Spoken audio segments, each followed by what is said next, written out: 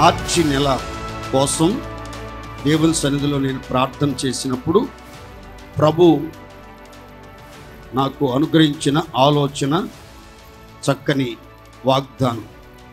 ఏబు గ్రంథం 11వ అధ్యాయం 15వ వాక్యాన్ని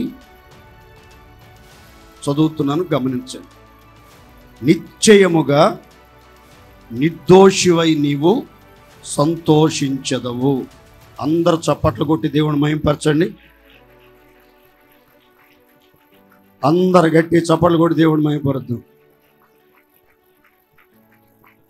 ఈ మార్చి నెల కోసం ప్రార్థన చేసినప్పుడు దేవుడు నాకు బయలుపరిచిన వాగ్దానం, నిశ్చయముగా, ఏ సందేహం లేదు, ఎటువంటి అనుమానము లేదు, నిర్దోషివై నీవు సంతోషిస్తావు అని ఒక చక్కని మాటను దేవుడు నాకు బయలుపరిచారు. ఈ మాసంలో ఈ మాటలు వింటూ ఉన్నటువంటి మీరు ప్రార్థన చేసుకోవాలి. మీ మీద ఏ దోషారోపణ, ఏ నేరస్థాపన జరిగినా సరే అటన్నిటి విషయంలో దేవుడు మిమ్మలను నిర్దోషులుగా నిరూపించి మీ హృదయాలలో చెప్పనశక్యమును మహిమాయుక్తమైన సంతోషాన్ని దేవుడే పుట్టించునుగాక. గట్టిగా చెప్పండి ఆమేన్. నేను చెప్పాలనుకున్న దివ్యమైనటువంటి సందేశం ఏంటంటే, దోషము ఒక వ్యక్తిలో ఉన్నప్పుడు ఆ వ్యక్తికి కలిగే అనర్థాలు లేదా అరిష్టాలు ఎలా ఉంటాయి. ఈ దోషం తొలగించబడాలి, ఈ దోషం కడిగివేయబడాలి, ఈ దోష నివారణ జరగటానికి మనం చేయాల్సిన కార్యాలు ఏమిటి? దోషం తొలగించబడినప్పుడు ఒక దోషి నిర్దోషిగా మార్చబడినప్పుడు ఆ వ్యక్తి జీవితంలో కనిపించే సుందరమైన ఆశీర్వాదాలు ఎలా ఉంటాయి అనే మాటలు నేను ఇప్పుడు చెప్తాను. వాగ్దానాలు అనేవి చాలా చోట్ల చాలామంది దైవజనులు ఏమంటారంటే,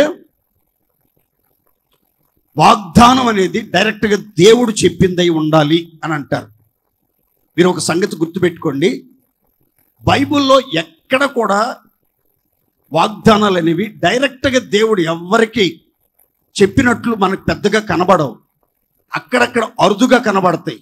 కానీ దేవుడు నియమించిన, ఏర్పరచుకున్న, ప్రతిష్ఠించిన పరిశుద్ధుల ద్వారా దేవునికి మానవులకి మధ్యలో ఉన్న దేవుని ప్రతినిధుల ద్వారా దేవుడు తన వాక్కులను, వాగ్దానాలను అప్పుడప్పుడు తన భక్తులకు అనుగ్రహించినట్లుగా, స్నేహితుల ద్వారా, ఆత్మీయ అనుభవ జ్ఞానం కలిగిన వారి ద్వారా, నాయకుల ద్వారా, ప్రవక్తల ద్వారా కొన్ని వాగ్దానాలు ఇవ్వబడినట్లుగా బైబిల్లో మనం చూస్తాం. ఈ వాగ్దానం ఈ మాట ఏబు స్నేహితులలో ఒకడైనటువంటి జోఫర్ అనే ఒక వ్యక్తి ద్వారా ఏబుకి అందించబడిన మాట. ఏబుకి 3 స్నేహితులు ఉన్నారు, ఎలీఫజు, బిల్దాదు, జోఫరు. ఈ 3 కూడా చాలా ఆత్మీయులుగా ఒక కోణంలో మనం చూస్తాం.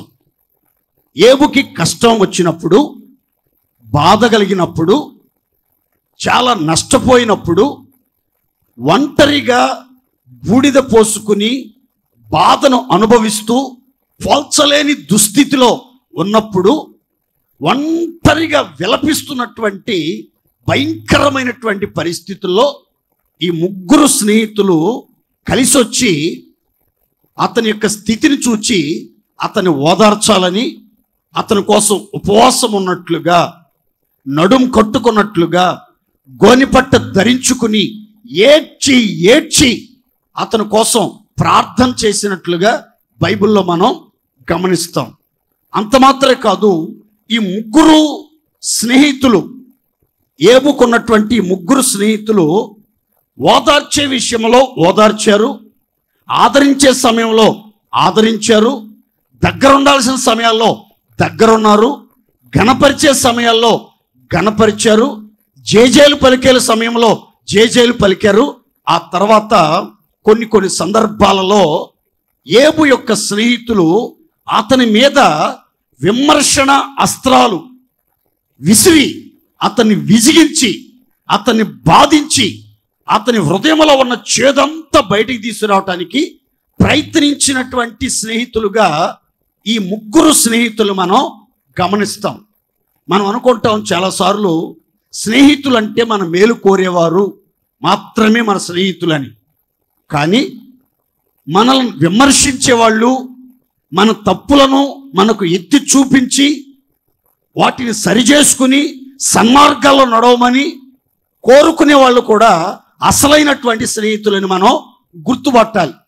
సాధారణంగా మానవ నైజం ఏంటంటే మనల్ని ప్రేమించి మనకు అనుకూలంగా మేలుకరంగా సహాయకరంగా నిలబడితే వాళ్ళ పక్షంగా మనం ఉంటాం. మనల్ని ఎవరైనా విమర్శించి ఈ విషయంలో కొంచెం నువ్వు సరి చేసుకుంటే బాగుంటుంది, సన్మార్గాల్లో నడిపించబడితే బాగుంటుంది, ఇంకా దేవుడిని గణపరుస్తాడు, ఇంకా దేవుడిని హెచ్చిస్తాడు, ఇప్పుడున్న స్థితి కంటే ఉన్నత స్థితిని ఇస్తాడంటే ఎవరు పెద్దగా జీర్ణించుకోరు. కానీ ఏబు స్నేహితులలో ప్రశంసించినటువంటి స్నేహితులు వాళ్ళే, విమర్శించిన స్నేహితులు వాళ్ళే, అభిమానించిన స్నేహితులు వాళ్ళే, అవమానంగా ఆలోచింపజేసిన స్నేహితులు కూడా వాళ్ళే. క్రైస్తవ ప్రపంచంలో ఆత్మ సంబంధమైన మార్గాల్లో నడిపించబడుతున్నటువంటి మనకు కూడా తప్పనిసరిగా స్నేహితులను మనం కలిగి ఉండాలి. దేవునికి స్తోత్రం చెప్పండి గట్టిగా. మనం ఏం కలిగి ఉండాలి? చచ్చేలోపు కొంతమందినైనా స్నేహితులను మనం కలిగి ఉండాలి. పరిశుద్ధ గ్రంథంలో ఏబు కానివ్వండి, దానియేలు కానివ్వండి, యేసుక్రీస్తు వారు కానివ్వండి, ఇలా ముగ్గురు గురించి నేను బైబిల్లో చూస్తే దానియేలుకు కూడా ముగ్గురు స్నేహితులు ఉన్నారు. దానియేలుకు కూడా ముగ్గురు స్నేహితులు ఉన్నారు.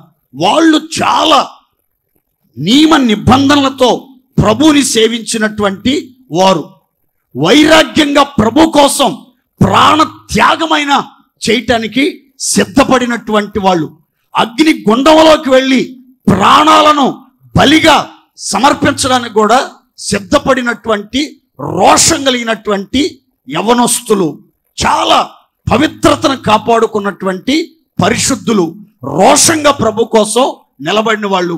అంత మాత్రమే కాదు, దానియేలుకి ఒక ఆపద వచ్చింది అని తెలుసుకున్న తర్వాత ఆ యొక్క కల్దీల దేశంలో తక్కిన జ్ఞానులతో కూడా వారు నశించిపోకుండా ఉండేటట్లుగా రాత్రంతా దానియేలుతో కూడా కలిసి వాళ్ళు మోకాళ్ళ మీద ఉండి ప్రార్థన చేసినట్లుగా బైబిల్ గ్రంథం చెప్తుంది. మనం ఎలాంటి స్నేహితుల్ని ఏర్పరచుకోవాలి, ఎలాంటి వాళ్ళతో స్నేహం చెయ్యాలి అని అంటే, మనకి ఏదైనా కష్టం వచ్చినప్పుడు, మనకి ఏదైనా ఇబ్బంది వచ్చినప్పుడు, మనం ఏదైనా ప్రతికూల పరిస్థితుల గుండా ప్రయాణం చేస్తున్నప్పుడు, ఏదైనా ఒక సమస్యను మనం ఎదుర్కొంటున్నప్పుడు, ఆ సమస్యలో మన పక్షంగా ఉండి ప్రార్థనలో పోరాడే ఒక మంచి స్నేహితులను, ప్రార్థనాపరులైనటువంటి స్నేహితులను, రోషం కలిగి ప్రభు కోసం నిలబడే స్నేహితులను, ప్రాణ త్యాగం చేయటానికి కూడా సిద్ధపడిన స్నేహితులను, పవిత్రతను ప్రాణము కంటే మిన్నగా ప్రేమించే స్నేహితులను మనం కలిగి ఉండటం ఎంతైనా ఆశీర్వాదం. దేవుని స్తోత్ర. మీకు అందరికీ స్నేహితులు ఉంటారు. ముగ్గురు కాదు, ఐదుగురు కాదు, 10 మంది కాదు, 20 మంది కూడా ఉండొచ్చు. వాళ్ళల్లో ఒక్కడైనా సరిగ్గా ప్రార్థనా జీవితం ఉందా? వారిలో ఒక్కడైనా మీకు కష్టం వచ్చినప్పుడు ఓదార్చే అనుభవం, ఆదరించే అనుభవం, ధైర్యపరిచే అనుభవం, పరామర్శించే అనుభవం కలిగిన వాళ్ళు. ఏ ఒక్క స్నేహితుడైనా నువ్వు వెళ్తున్న మార్గం సరి అయింది కాదు, నువ్వు నడుస్తున్న మార్గం సరి అయింది కాదు, నీ మాట తీరు సరి అయింది కాదు, నీ ప్రవర్తన సరి అయింది కాదు, నీ భక్తి జీవితం సరి అయింది కాదు, నీవు యథార్థంగా ఉండట్లేదు, కపటవర్తనుడివై ప్రవర్తిస్తున్నావు అని ఏ రోజైనా నీ మేలు కోరే స్నేహితులు నీకు గాయం రేపి నిన్ను విమర్శించి నీ ఉన్న దుస్థితిలోంచి బయటికి రావటానికి ఒక మంచి ఆలోచన చెప్పారా? నువ్వేదైనా చిన్న బలహీనతకి ఎడిక్ట్ అయిపోయావు, ఆ బలహీనతను మానుకోమని నీ మేలు కోరే స్నేహితుడు, నీతో తిరిగే స్నేహితులు, మాటి మాటికి చెవులు కొరికే స్నేహితులు ఎప్పుడైనా బ్రదర్ నువ్వు ఈ బలహీనతలో ఉన్నావు, దీంట్లోంచి బయటికి రా, అది నీకు క్షేమం కాదు, అది నీ మంచిది కాదు, అది నీకు ఆశీర్వాదం కాదు అని చెప్పే స్నేహితులు ఒక్కరైనా ఉన్నారా? లేకపోతే ఎప్పుడు భజన చేసే స్నేహితుల్ని ఎంట పెట్టుకుని తిరుగుతున్నావా? బైబిల్ చెప్తుంది ఏబుకి 3 స్నేహితులు ఉన్నారు. వాళ్ళు 3 కూడా ఆపదొచ్చినప్పుడు ఆదుకుని ఆదరించి పరామర్శించగలిగినటువంటి వాళ్ళు, ఉపవాసం ఉండి అని. ఈ దానియేలుకున్న 3 స్నేహితులు కూడా సమస్య పరిష్కరించబడేదాకా పరలోకమందున దేవుడు దర్శనం ఇచ్చి ఆ సమస్యకు సొల్యూషన్ ప్రసాదించేదాకా రాత్రంతా ప్రార్థనలో పోరాడుతూనే ఉన్నారు. అలాంటి ప్రార్థనా పరులను మనం స్నేహితులుగా కలిగి ఉండాలి. యేసుక్రీస్తు వారు కూడా ముగ్గురిని పడవెక్కేటప్పుడైనా, పాడెను దర్శించేటప్పుడైనా, పర్వత శిఖరాల మీద ప్రార్థన చేసుకోవటానికి వెళ్ళేటప్పుడైనా 3 వెంట పెట్టుకుని వెళ్ళేవాడు. ఎవరంటే పేతురు, యోహాను, యాకోబు. 12 మంది అపోస్తులను దేవుడు యేసుక్రీస్తు వారు ఏర్పరచుకున్నారు. కానీ వీళ్ళు 3 మాత్రం చచ్చిన వాళ్ళ దగ్గరికైనా, బ్రతికి ఉన్న వాళ్ళ దగ్గరికైనా, సముద్ర ప్రయాణం చేసేటప్పుడైనా, అద్భుతాలు చేయాలనుకున్నప్పుడైనా, 5 రొట్టెలు 2 చేపలు 5,000 మందికి సరిపడేటట్లుగా దీవించే ప్రక్రియ ప్రారంభించాలనుకున్నా, పర్వతం ఎక్కి పరిశుద్ధ దేవునితో సంభాషించాలనుకున్నా వీళ్ళ 3 ఎంటబెట్టుకుని వెళ్ళినట్లుగా చరిత్రలో మనం గమనిస్తాం. వీళ్ళు 3 దైవ పరిచర్యలో శక్తివంతంగా వాడబడినట్లుగా కూడా లేఖనంలో రాయబడింది. కనుక మన ఆత్మీయ జీవితంలో ఇలాంటి స్నేహితులు మనం కలిగి ఉండాలి. దేవునికి స్తోత్రం కలుగును గాక. ఏబుకున్నటువంటి 3 స్నేహితుల్లో ఒకని పేరు జోఫరు. చెప్పండి గట్టిగా అందరూ, ఏం పేరు? అతను ఏబుతో చెప్తున్నాడు, నీవు నిర్దోషివైతే నిశ్చయంగా సంతోషిస్తావు, నిర్భయుడవై స్థిరపడి ఉంటావు, నీ దుర్దశ అంతా మర్చిపోతావు, నువ్వు ధైర్యంగా ఉంటావు, నువ్వు సురక్షితంగా ఉంటావు, నువ్వు నెమ్మదిగా ఉంటావు, నువ్వు పండుకొని విశ్రాంతి తీసుకుని ప్రశాంతంగా జీవించగలుగుతావు. ఏదేని దోషం నీలో ఉందో ఆ దోషం నీకు మేలు కలగకుండా చేస్తుంది, నీకు నెమ్మది లేకుండా చేస్తుంది. కాబట్టి నీవు నిర్దోషిగా మారినట్లయితే నీ జీవితం సంతోషంగా మార్చబడుతుంది. నువ్వు కుటుంబస్తులతో సంతోషిస్తావు, సంఘంలో సంతోషిస్తావు, సమాజంలో సంతోషిస్తావు. ఎక్కడికి వెళ్ళినా సంతోషకరమైన జీవితాన్ని నువ్వు లీడ్ చేయాలంటే నీ జీవితంలో నిర్దోషత్వం అనేది కనబడాలి. దేవునికి స్తోత్ర. గట్టిగా చెప్పండి హల్లెలూయా. నిశ్చయముగా నిర్దోషివై నీవు సంతోషించుదువుగాక. అందరూ చెప్పండి గట్టిగా హల్లెలూయా. మన జీవితంలో ఏదేని దోషం, బలహీనత, పొరపాట్లు ఉంటే మనల్ని మనం సరి చేసుకుందాం. దైవ సేవకుని నా నోట ఈ మాటలు మీతో తెలియపరుస్తున్నాడు.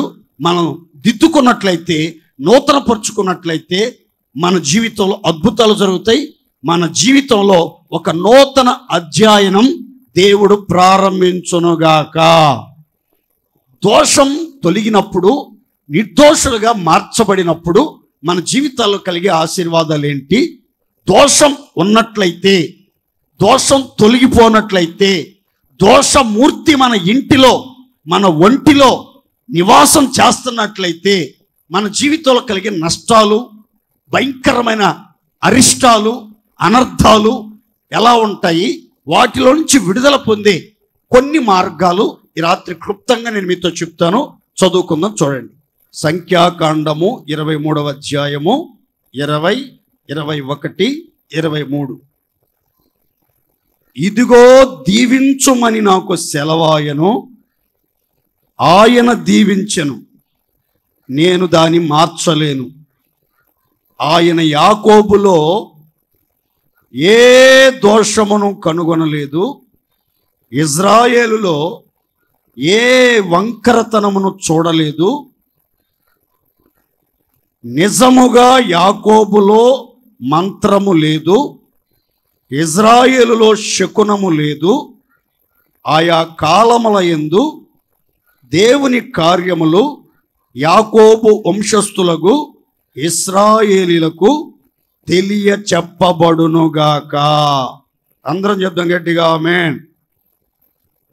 కన్నులు తెరవబడి సర్వశక్తుని దివ్య దర్శనం పొందిన బిలాము నోట దేవోక్తి ఏమిటి అనంటే, ఇదిగో సర్వ సమాజమా, దైవ జనమా ఆలకించండి, దీవించమని నాకు దేవుడు సెలవిచ్చాడు. నిండుగా దీవించమని, నిజముగా దీవించమని, సమృద్ధిగా ఆశీర్వదించమని దేవుడు నాకు సెలవిచ్చాడు. నేను తడువు చేస్తూ ఉండగా, నేను ఆలోచించుతూ ఉండగా, సర్వశక్తిమంతుడే తన ప్రజలను, ఇజ్రాయేలు వంశస్థులను తన పేరు ప్రఖ్యాతుల కోసం ప్రతిష్ఠించుకుని ప్రత్యేకించుకున్న ప్రజలను దీవించాడు. ఆ దీవెన వచనం, ఆ దీవెనకరమైన కార్యములను నేను మార్చలేను. ఒక వ్యక్తిని, ఒక కుటుంబాన్ని, ఒక సంఘాన్ని, ఒక పట్టణాన్ని, ఒక అధికారిని, ఒక రాజుని, ఒక ప్రధానిని దేవుడు గనక దీవించాడంటే ఆ దీవెనను మార్చడం, ఆ దీవెనను శాపంగా మార్చడం, ఆ ఉన్నత స్థితి నుంచి అతన్ని పడద్రోయటం అనేది లోకమంతా ఏకమైనా సరే ఎన్నటికీ ఎప్పటికీ జరగదండి. దేవునికి మహిమ కలుగునుగాక. బిలాం చెప్తున్నాడు, దేవుడేమో నాతో చెప్పాడు వాళ్ళని దీవించమని. నేను దీవించడానికి నోరు తెరిచే లోపే దేవుడు దీవించేశాడు. నేను దాన్ని మార్చలేకపోతున్నాను అన్నాడు. ఎందుకలా దేవుడు దీవించాడు, దీవించమని ప్రవక్తకు సెలవిచ్చాడు అని అంటే, బైబిల్ చెప్తుంది, యాకోబులో ఆయన ఏ దోషమో కనుగొనలేదు, ఇజ్రాయేలులో ఆయనకు ఏ వంకరతనమో కనబడలేదు. దేవుని స్తోత్ర. చెప్పాలి గట్టిగా అందరూ హల్లెలూయా. నాకు బాగా నచ్చిన మాటలు చెప్తున్నాను చూడండి జాగ్రత్తగా. దేవుడు నిజముగా హృదయపూర్వకంగా సమృద్ధి అయిన దీవెనలతో, పరలోక సంబంధమైన దీవెనలు, భూ సంబంధమైనటువంటి దీవెనలు, కుటుంబపరమైనటువంటి దీవెనలు, ఆరోగ్యపరమైనటువంటి దీవెనలు, ఆస్తికి సంబంధించిన దీవెనలు అన్ని మనకు అనుగ్రహించాలి అని అంటే, మొట్టమొదట మనలో ఆయన చూసే కార్యం ఏంటంటే, ఈ వ్యక్తిలో, ఈ విశ్వాసిలో, ఈ దేవుని బిడ్డలో ఏదేని దోషముందా, ఏదైనా వంకరతనం ఉందా, ఏదైనా మంత్రం ఉందా, ఏదైనా శకునం ఉందా అని చూస్తాడు. మనలో మాయలు మంత్రాలు లేకపోతే, నటనలు నరహత్యలు లేకపోతే, వంకరతనము, వంకర బుద్ధి, వంకర మార్గాలు, వంకర మనస్తత్వం, వంకర చూపులు లేకపోతే దేవుడు మనను దీవించడం మొదలు పెడతాడు. దేవుని స్తోత్రం చెప్పండి గట్టిగా. అందుకని ఎన్నో సంవత్సరాలుగా విశ్వాస యాత్రలో నడిపించబడుతున్న మనం, సన్నిధికి వస్తున్నటువంటి మనం, ప్రభువుని ప్రేమించి ఆరాధించి ఆయన్ను సన్మానిస్తున్నటువంటి మనం ఎందుకు దీవించబడలేకపోతున్నాం? ఎప్పుడైనా మీరు ఆలోచించారా? దీవించబడవలసినంత స్థాయిలో ఎందుకు దీవించబడలేకపోతున్నారు? వంకర మార్గాల్లో వెళ్ళే వాళ్ళే దీవెనకరంగా ఉంటున్నారు, భక్తిహీనులే దీవించబడుతున్నారు, పాపులే అధికంగా ఆశీర్వదించబడుతున్నారు. మనం ఇంత నీతిగా, ఇంత భక్తిగా, ఎంత ప్రార్థనాపూర్వకంగా, ఎంత వైరాగ్యంగా, ఎంత రోషంగా ప్రభుని ఆరాధిస్తున్నామే. ఎందుకు మనం దీవించబడవలసినంతగా దీవించబడలేకపోతున్నాం? నాకు వచ్చిన ఒకే ఒక ఆలోచన, ఏదో దోషం, ఏదో వంకరతనం, ఏదో మంత్రం, ఏదో శకునం మన అంతరంగంలో, మన ఇంటిలో, మన జీవితంలో నిలిచి ఉంది గనక దేవుడు మనల్ని దీవించాలనుకున్నంతగా దీవించలేకపోతున్నాడు. ఆయన కార్యాలు తెలియజేయాలనుకున్నంతగా తెలియజేయలేకపోతున్నాడు. బైబిల్ చూడండి ఎంత చక్కగా చెప్తుందో. యాకోబులో ఏ దోషమో కనుగొనలేదు. దేవుని దృష్టికి మరుగైన స్పష్టము ఏది లేక ఆయన కన్నులు కంటండి సమస్తము తేటగా కనబడతాయి అంటండి.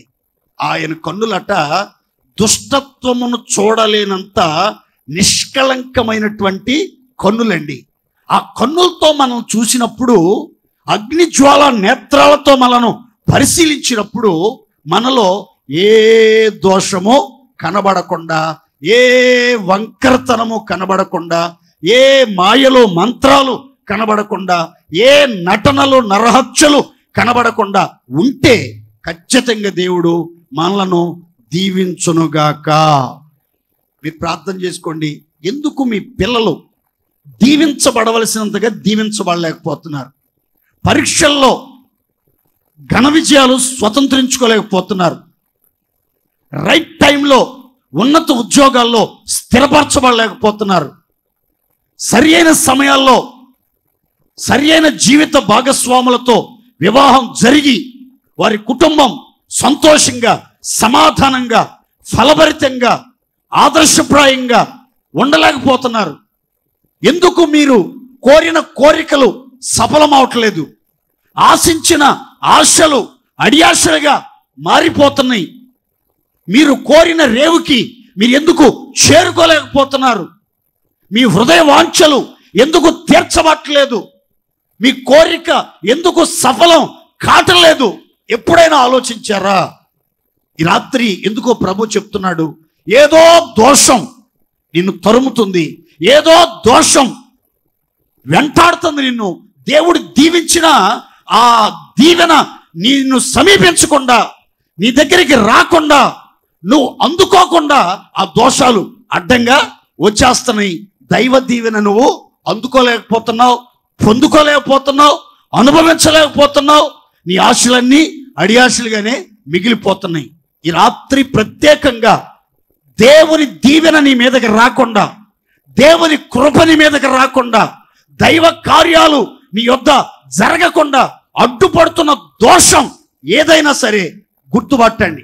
అది వంకరతనం కావచ్చు, అది మాయలు మంత్రాలు కావచ్చు, నటనలు నరహత్యలు కావచ్చు, అది ఏదేని దోషం కావచ్చు.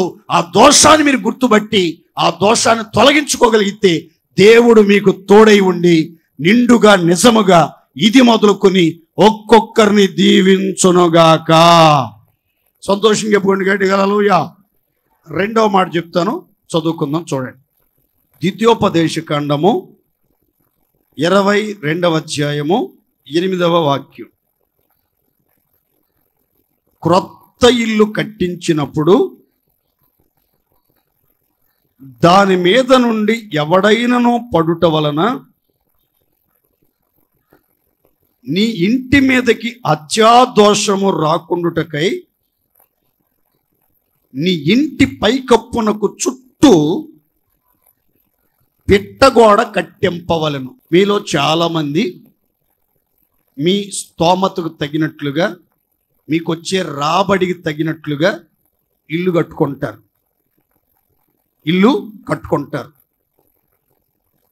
ఇల్లు కట్టిన తర్వాత ఇంటీరియర్ వర్క్ అంతా కంప్లీట్ అయిన తర్వాత పిట్టగోడ మర్చిపోతారు చాలామంది. పిట్టగోడ చాలామంది మర్చిపోతారు. చుట్టూ పైన ఒక 2.5 అడుగులు లేదా 3 అడుగుల పిట్టగోడ మాత్రం మర్చిపోతారు. బైబిల్లో రాయబడిన మాట ఏంటంటే, క్రొత్తగా ఇల్లు కట్టావు, ఆ ఇంటి గృహప్రవేశం కూడా జరిగింది, నువ్వు చాలా సంతోషంగా ఆ ఇంటిలో ప్రవేశించావు, హాయిగా ఆనందంగా జీవితాన్ని గడుపుతున్నావు.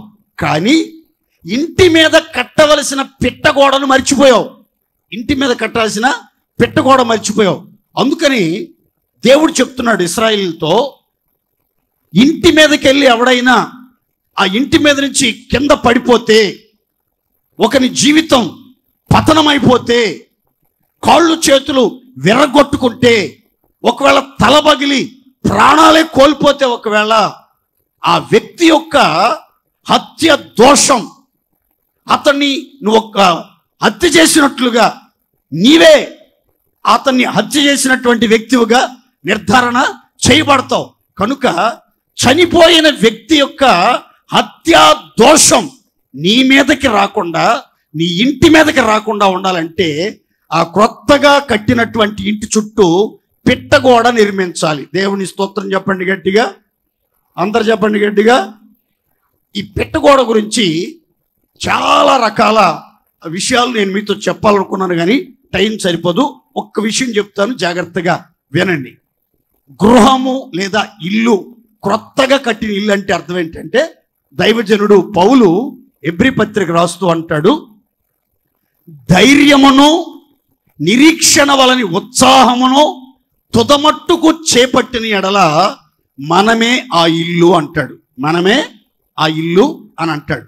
మనము దేవుడు నివసించే ఒక క్రొత్త ఇల్లుగా మన జీవితాన్ని కట్టుకున్నప్పుడు, విశ్వాసములో కట్టుకున్నప్పుడు, పునాదులతో కట్టుకున్నప్పుడు, పరిశుద్ధత మీద కట్టబడినప్పుడు, ఇంటి వలె కట్టబడుచు విశ్వాసములో స్థిరపరచబడుతూ దేవుని యందుండి మనం నడిపించబడుతున్నప్పుడు గృహప్రవేశం జరిగింది. అంటే ఆ నూతన గృహములోనికి, ఆ హృదయములోనికి, ఆ విశ్వాస యొక్క హృదయ అంతరంగాలోనికి సర్వశక్తిమంతుడైన దేవుడు, బల ప్రభావాలు కలిగిన దేవుడు, మహిమ కలిగిన మహారాజు, యుద్ధ శూరుడైన దేవుడు ఆ ఇంట్లోనికి ప్రవేశించాడు. ఆ ఇంటిలో నివాసం ఉన్నాడు. ఆ ఇంట్లో సంతోషం, సమాధానం, సమృద్ధి అనే దీవెన, ప్రశాంతత అనుగ్రహించబడుతుంది. అంత బాగానే ఉంది. కానీ ఏం జరిగిందంటే, ఇంటి మీద కట్టాల్సిన పిట్టగోడ మర్చిపోయారు. ఇంటి మీద కట్టాల్సిన పిట్టగోడ. ఈ పిట్టగోడ గురించి మీకు ఒక మాట చెప్పాలంటే, ఇదేంటంటే దేవుని బిడ్డల జీవితాల్లో ఉండవలసినటువంటి సరిహద్దులు. అందరు చెప్పండి ఏంటది? ఏంటదండి? సరిహద్దులు. తప్పనిసరిగా సరిహద్దుల్లో చుట్టూ పిట్టగోడ ఉండాలి. ఇంటి సరిహద్దుల్లో చుట్టూ పిట్టగోడ తప్పనిసరిగా ఉండాలి. కాంపౌండ్ వాల్ వేరు, క్రొత్త ఇంటి మీద కట్టే పిట్టగోడ వేరు. ఆ ఇంటి చుట్టూ 4 మూలల రౌండ్గా పిట్టగోడ తప్పనిసరిగా ఉన్నట్టుగా మన హద్దుల్లో మనం ఎప్పుడైతే ఉంటామో అప్పుడు మన జీవితంలోనికి ఏ దోషం రాకుండా ఉంటుంది. మన కుటుంబాలు, మన జీవితాలు ఆశీర్వదించబడునుగాక. ఇక్కడ దేవుని పిల్లల జీవితాల్లో ఉండాల్సిన కొన్ని హద్దుల గురించి చెప్తాను, చూడండి అందరు జాగ్రత్తగా. లోకములో నుంచి, విగ్రహారాధనలో నుంచి, నామకార్థ స్థితిలో నుంచి, అన్య ఆచారాల్లో నుంచి ప్రత్యేకించబడి యేసుక్రీస్తుని రక్షకుడుగా అంగీకరించి యేసు రక్తంతో కడగబడి బాప్తిస్మం పొంది ఒక సంఘ సహవాసంలోకి చేర్చబడినటువంటి వాళ్ళని ఏమంటారు అని అంటే విశ్వాసులు అని అంటారు. అందరు చెప్పండి గట్టిగా, అందరు చెప్పాలి గట్టిగా. హల్లెలూయా. లోకములో నుంచి వేరు చేయబడిన వాళ్ళు, లోకంలో నుంచి ప్రత్యేకించబడిన వాళ్ళని విశ్వాసులు అంటారు. విశ్వాసుల్లో నుంచి ప్రత్యేకించబడినటువంటి వాళ్ళని సేవకులు అని అంటారు. విశ్వాసుల నుంచి ప్రత్యేకించబడిన వాళ్ళు ఏమంటారు? సేవకులు అంటారు. ఈ సేవకులలో నుంచి ప్రత్యేకించబడినటువంటి వాళ్ళు ప్రధాన యాజకులు. యాజకులు, ప్రధాన యాజకులు. ఇలా ఎవరి హద్దుల్లో వాళ్ళు ఉండాలి. చూడండి, సేవకుడు అనేవాడు లోకములో నుంచి ప్రత్యేకించబడ్డాడు, విశ్వాసులో నుంచి ప్రత్యేకించబడ్డాడు, ఆ తర్వాత యాజకులో నుంచి ప్రత్యేకించబడి ప్రధాన యాజకుడి స్థాయికి వెళ్ళాడు. ఒక్కొక్కరు వాళ్ళు పిలువబడిన స్థితి, వాళ్ళకి దేవునితో ఉన్నటువంటి సంబంధ బాంధవ్యాలు వేరు. కనుక ఎవరి హద్దుల్లో వాళ్ళు ఉంటే వాళ్ళ జీవితం అత్యంత ఆశీర్వాదకరంగా ఉంటుంది. దేవుని స్తోత్ర. హద్దు మీరితే అపాయం పొంచి ఉంటుంది అని బైబిల్ గ్రంథం చెప్పకనే చెప్తుంది. ఎవరి హద్దుల్లో వాళ్ళు ఉండాలి. ఎవరికి దేవుడు గీసిన గీతల్లో వాళ్ళు ఉండాలి. గీత దాటకూడదు, హద్దు దాటకూడదు.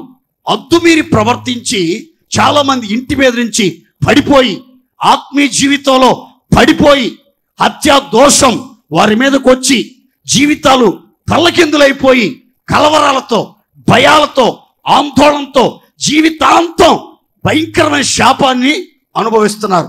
కనుక దేవుని పిల్లలమైనటువంటి మనం పిలువబడినటువంటి స్థితిలో ఆఖరి శ్వాస వరకు దేవునితో సహవాసం కలిగి మనకు నియమించబడిన హద్దులో మనము నిలిచి దేవునిని వెంబడించుదముగాక. హద్దు మీరినటువంటి ఒక వ్యక్తి మీదకి ఎలా హత్యా దోషం వచ్చిందో ఒక్క మాట నేను మీకు చదివి వినిపిస్తాను, చూడండి అందరూ. దినవృత్తాంతాల 2వ గ్రంథం 24వ అధ్యాయం 25వ వాక్యాన్ని మాత్రం చదువుతారు.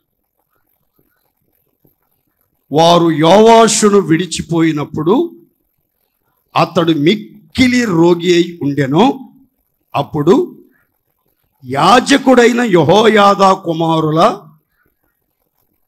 ప్రాణహత్య దోషము నిమిత్తము అతని సేవకులు అతని మీద కుట్ర చేసి అతను పడక మీద ఉండగా అతన్ని చంపిరి. అతడు చనిపోయినప్పుడు జనులు దావీదు పట్టణమందు అతని పాతి పెట్టిరి గాని రాజుల సమాధుల్లో అతని పాతి పెట్టలేదు. ఇతని పేరు యోవాషు. అందరు చెప్పండి ఒకసారి గట్టిగా. యోవాషు. ఇతను ఒక రాజవంశస్థుడు. ఇతను ఎవరండి? రాజవంశస్థుడు. ఈ రాజకుమారులందరినీ హతల్య అనే ఒక దుర్మార్గురాలు, పదవి వ్యామోహం కలిగినటువంటి ఒక రాక్షసి రాజకుమారులందరినీ కత్తి దూసి చంపేస్తుంటే ఈ చిన్నపిల్లడు యోవాషు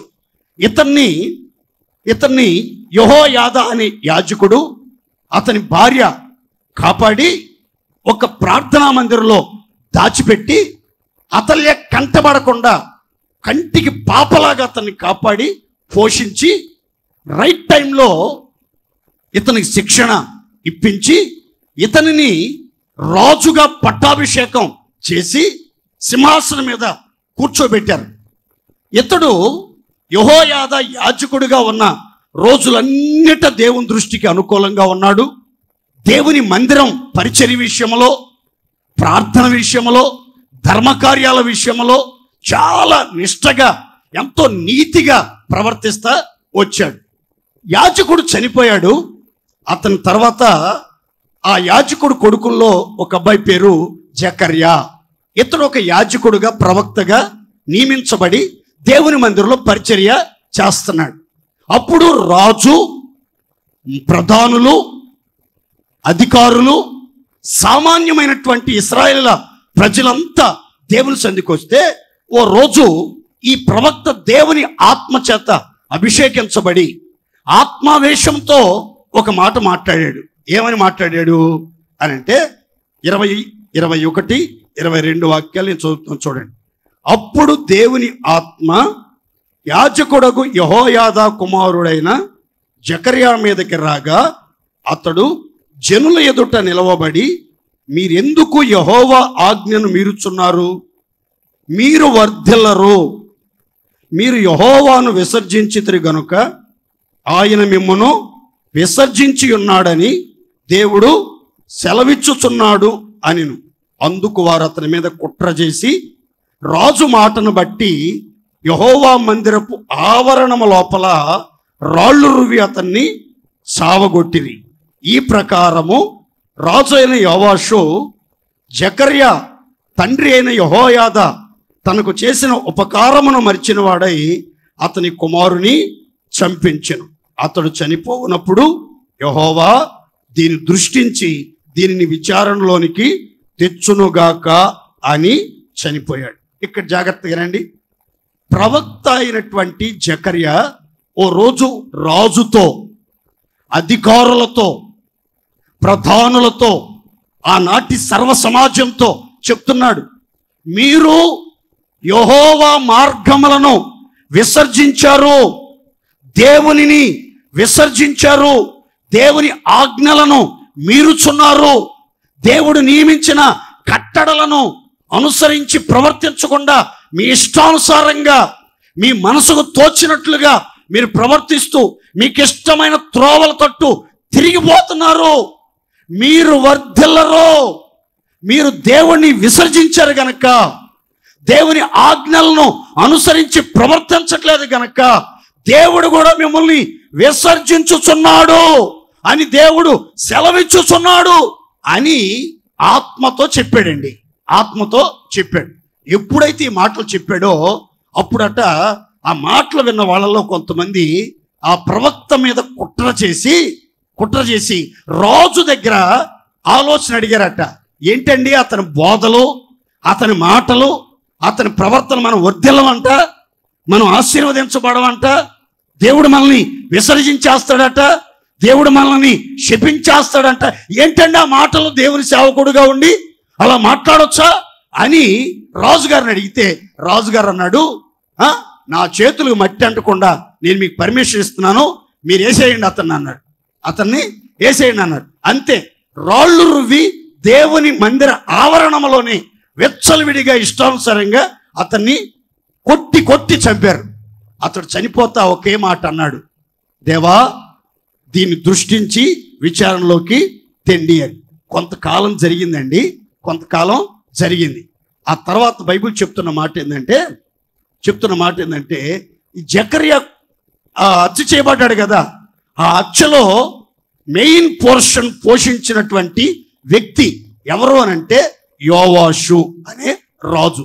ఇక్కడ రాయబడిన మాట చూడండి, యెహోయాదా తనకు చేసిన ఉపకారమును మరిచిన వాడై. ప్రవక్తలు, యాజకులు, సంఘానికి, సమాజంలో ఉన్న ప్రతి వారికి కూడా ఉపకారం చేయాలని, మేలు జరగాలని, దీవించబడాలని, అన్ని కోణాల్లో ఆశీర్వాదకరంగా ఉండాలని కోరుకునే వాళ్ళలో మొట్టమొదట ఉండేది ఎవరంటే దేవుడు ఏర్పరచుకున్న ప్రవక్తలు, దేవుడు నియమించిన యాజకులే ఉంటారండి. దేవుడు ఏర్పరచుకున్న యాజకుడైనటువంటి యెహోయాదా చేసిన మేలంతా మర్చిపోయాడట, ఉపకారం అంతా మర్చిపోయి అతని పిల్లలకే కీడు చేస్తే ఆ హత్యా దోషం అతని మీదకి వచ్చిన తర్వాత రాజు మీదకి, అప్పుడు అతడు మిక్కిలి రోగి అయి మంచం మీద ఉన్నాడు, మంచం లేవలేకపోతున్నాడు. అతనికి సంబంధించినటువంటి వాళ్ళంతా అతన్ని విడిచిపెట్టేశారు. రోగశయ్య మీద ఒంటరిగా దిగులుతో కృంగిపోతూ కృషించిపోతూ మరణ భయంతో ఉన్నప్పుడు అతనితో ఉండి సేవ చేస్తున్న సేవకులే అతని మీద కుట్ర చేసి అతన్ని అతి దారుణంగా చంపేశారు. ఎందుకు ఇలాంటి ఘోరమైన వ్యాధి, ఎందుకు ఎంత దారుణమైన చావు అతని మీదకి వచ్చిందంటే బైబిల్ చెప్తుంది, యెహోయాదా కుమారుల ప్రాణహత్య దోషం అతని మీదకి వచ్చింది. కనుక ప్రవక్తలు వాళ్ళ హద్దుల్లో వాళ్ళు ఉండాలి, రాజులు, రక్షించబడిన విశ్వాసులు వాళ్ళ హద్దుల్లో వాళ్ళు ఉండాలి, ప్రధానులు వారి హద్దుల్లో వాళ్ళు ఉండాలి, అధికారులు వాళ్ళ హద్దుల్లో వాళ్ళు ఉండాలి. ఒక్కొక్కరు పిలువబడినటువంటి వాళ్ళు పిలువబడిన స్థితిలోనే ఉండి ప్రభుతో సహవాసం చేయాలి. కానీ హద్దు మీరి అనవసరమైనటువంటి కార్యాలు చేయటానికి తెగించి సాహసించి ఇచ్చలవిడిగా ప్రవర్తిస్తే ఒకరోజు ఆ హత్యా దోషం మన మీదకి వచ్చి తీవ్రమైన పరిణామాలు జరిగే ప్రమాదం ఉందని బైబిల్ గ్రంథం చెప్తుంది. అందుకని కొత్త ఇల్లు కట్టుకున్నాం, మనం ఎంతో ఆశీర్వాదకరంగా నడిపించబడుతున్నాం. మన ఇంటి చుట్టూ పిట్టగోడ కట్టుకున్నట్లయితే, ఆ హద్దుల్లో మనం నివసించినట్లయితే, హద్దుల్లో మనం ఎట్ట తిరిగినా కానీ మనకి డేంజర్ లేదండి. ఆ పిట్టగోడ దాటి వెళ్తేనే మనకి డేంజర్. పిట్టగోడ లేకుండా హద్దు దాటి అవతలకి వెళ్తేనే ప్రమాదం. కానీ ఆ పిట్టగోడ ఉన్నప్పుడు లోపల పొరులాడినా ఇబ్బంది లేదు, ఎగిరినా ఇబ్బంది లేదు, గంతులేసినా ఇబ్బంది లేదు. ఆ పిట్టగోడ దాటితే మాత్రం కింద పడిపోయే ప్రమాదం ఉంది. కనుక దేవుని పిల్లలమైనటువంటి మనకు దేవుడు నియమించిన హద్దులో ఉంటే మనం దీవించబడతాం. హద్దు దాటితే అపాయం దగ్గరకు వచ్చే ప్రమాదం ఉంది. కనుక ఏ హత్యాదోషం, ఏ ప్రాణదోషం మన మీదకి రాకుండా మనం హద్దులలో నివసించి ప్రభువును సేవించుదముగాక. గట్టిగా చెప్పండి హల్లెలూయా. మరొక్క మాట చదువుకుని ప్రార్థన చేసుకుందాం. 107వ కీర్తన 17, 18, 19, 20. బుద్ధిహీనులు తమ దుష్ట ప్రవర్తన చేతను తమ దోషము చేతను బాధ తెచ్చుకుందురు. భోజన పదార్థములన్నీ వారి ప్రాణమునకు ఆయాసం అసహ్యమగును. వారు మరణ ద్వారములను సమీపించుదురు. కష్టకాలమందు వారు యెహోవాకు మొర్రపెట్టిరి.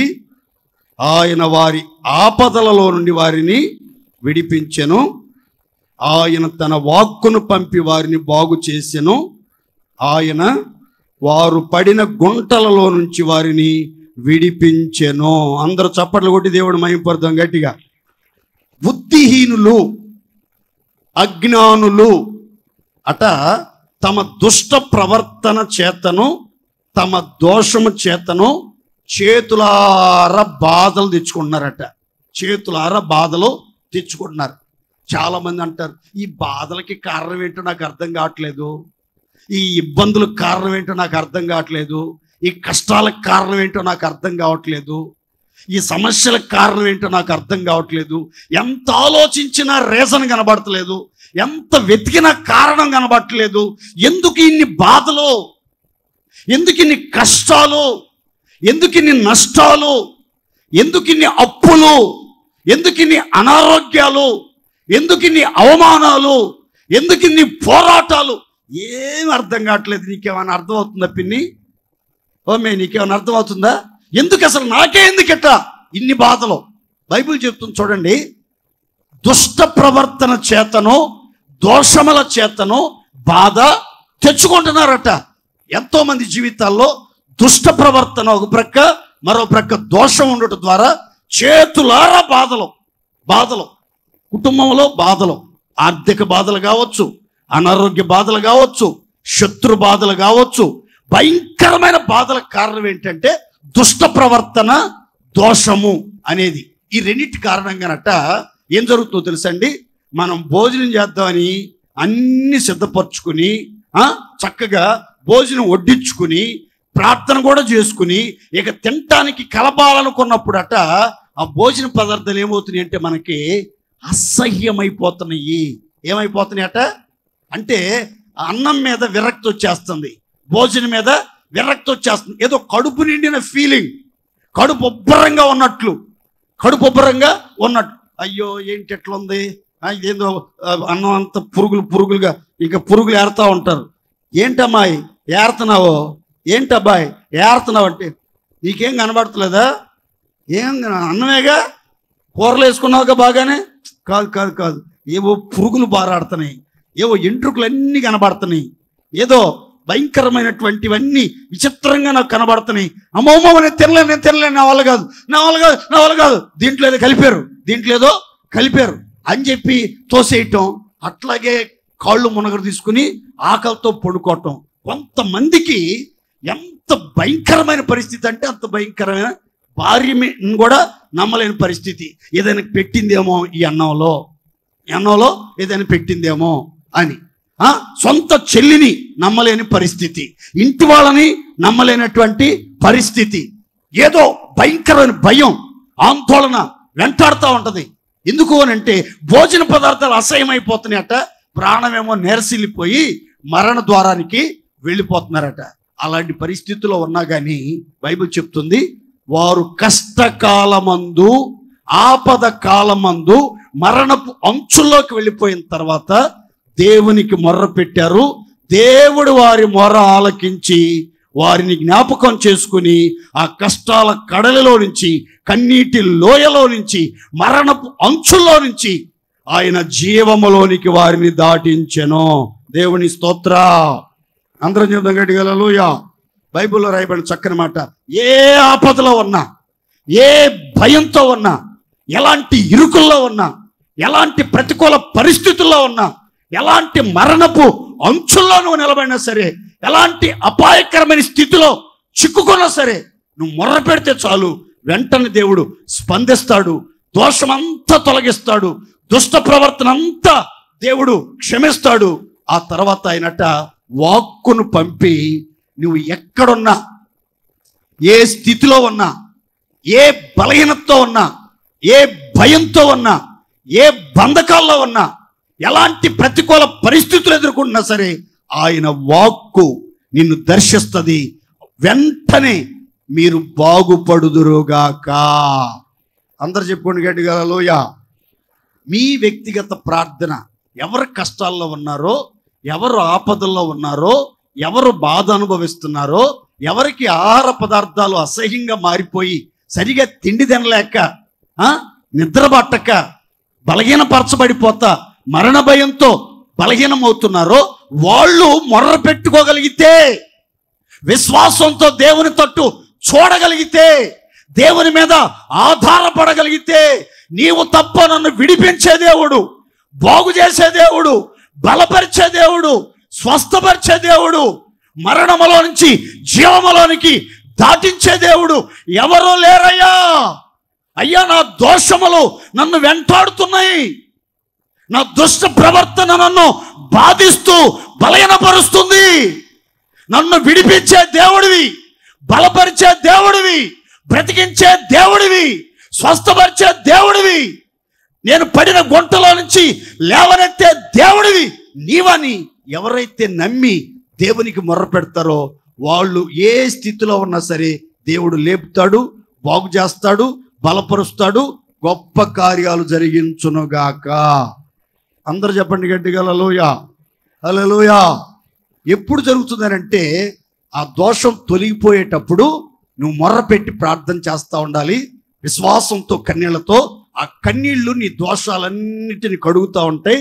అప్పుడు మీ బాధలు పక్క నుంచి పోతాయి, మీ రోగాలు పక్క నుంచి పోతాయి, మీ సమస్యలు పక్క నుంచి పోతాయి, మీ ఆపదలు పక్క నుంచి పోతాయి, మీ కన్నీళ్లు తొడవబడతా ఉంటాయి. మీ ప్రతి సమస్యకి ఓ చక్కని పరిష్కారం ప్రార్థన, ప్రార్థన, ప్రార్థన. దేవుని స్తోత్ర. ప్రార్థన నీ వెనకుంటే, ప్రార్థన నీ వెనకుంటే అన్ని విజయాలు నీ ముందరే నిలుచునుగాక. అందరు చెప్పండి గట్టిగా హల్లెలూయా. ప్రార్థనకు మించినటువంటి ఆయుధం, ప్రార్థనకు మించిన పరిష్కారం ఇంకొకటి లేదండి. దేవుడు పక్షపాతి కాదు, అందరి ప్రార్థన ఆలకిస్తాడు. తప్పకుండా మనం ప్రార్థన చేసి తీరాలి. అందుకని ప్రార్థన చేసే వాళ్ళ జీవితాల్లో ఎలాంటి అద్భుతాలు దేవుడు జరిగిస్తాడో, ఎలాంటి ప్రభావంతో వాళ్ళని దర్శిస్తాడో, వాళ్ళ దోషం తొలగించబడినప్పుడు వాళ్ళ జీవితాల్లో కలిగే ఆశీర్వాదం ఎంత సుందరంగా ఉంటుందో ఒక్క మాట చదువుకుని ప్రార్థన చేసుకుందాం. చూడండి, యెషయా గ్రంథం 33వ అధ్యాయం 20, 21, 24. ఉత్సవ కాలములలో మనము కూడుకొనుచున్న సియోను పట్టణమును చూడుము, నిమ్మళమైన కాపురముగాను తీయబడని గుడారముగాను నీ కన్నులు యెరూషలేమును చూచును. దాని మేకులు ఎన్నడను ఊడదీయబడవు, దాని త్రాళ్ళలో ఒక్కటైనా తెగదు. అచ్చట యెహోవా ప్రభావము గలవాడై మన పక్షమున ఉండును. 24. నాకు దేహములో బాగులేదని అందులో నివసించువాడు ఎవ్వడును అనడు, దానిలో నివసించు జనుల దోషము పరిహరింపబడునుగాక. అందరూ సంతోషంగా చప్పట్లు కొట్టి దేవుడు మహిమపడదాం. హల్లెలూయా, హల్లెలూయా. ఇక్కడ మీకు కొన్ని మాటలు చెప్తాను, అందరు తలపైకి చూడండి. ఉత్సవ కాలములలో మనము కూడుకొనుచున్న సియోను పట్టణాన్ని చూడండి. ఆ పట్టణం నిమ్మళమైన కాపురముగాను తీయబడని గుడారంగా ఉంది. చూడండి, మీ కుటుంబాల్లో, మీ హృదయంలో నిమ్మళమైన స్థితి, ప్రశాంతమైనటువంటి వాతావరణం, ఏ కలవరం లేకుండా, ఏ భయం లేకుండా, ఏ అలసట లేకుండా, నిమ్మలంగా, నిశ్చింతగా, నిబ్బరంగా మీరు ఉండగలుగుతున్నారా? బైబిల్ చెప్తుంది మీరు నిమ్మలమైన కాపురంగా మీ కుటుంబాలు ఉండబోతున్నాయి. కారణం ఏంటంటే ప్రభావము గలవాడ యెహోవా మన పక్షమున ఉన్నాడు. దేవుడు మీ పక్షంగా ప్రభావం కలిగిన దేవుడుగా, మహిమగల దేవుడుగా, బల శౌర్యములు కలిగిన దేవుడుగా మీ ప్రక్కనే మీ పక్షంగా నిలబడినట్లయితే, ఆయన ప్రభావ మహిమలు మన మీద ప్రసరింపబడినట్లయితే మన కుటుంబాల్లో నిమ్మలంగా బ్రతుకుతాం. ఒకటి. రెండోది, బైబిల్ చెప్తుంది అందులో నివసించువాడు, మీ ఇంటిలోనైనా ఈ సంఘములోనైనా దేవుని కృపలోనైనా నివసించే వారిలోనట, నాకు దేహంలో బాగలేదు, నాకు నడువు నొప్పి, నాకు కాలు నొప్పి, నాకు అరగట్లేదు, నాకు ఆకలి అవ్వట్లేదు, నాకు తలనొప్పి అదిరిపోతుంది, తలనొప్పి అదిరిపోతుంది, అసలు మైండ్ పని చేయట్లేదు, నాకు ప్రార్థన చేసుకోవాలంటే మనసు రావట్లేదు, పండుకుంటేనేమో నిద్ర రావట్లేదు, పండుకుంటేనేమో పక్కటెముకలన్నీ నొప్పులు వచ్చేస్తున్నాయి అని ఎవరిని కదిలిచ్చినా ఇక బాధల మీద బాధలు చెప్తూనే ఉంటారు. అసలు మనం ప్రార్థన చేయటం చేయి పెడతామా?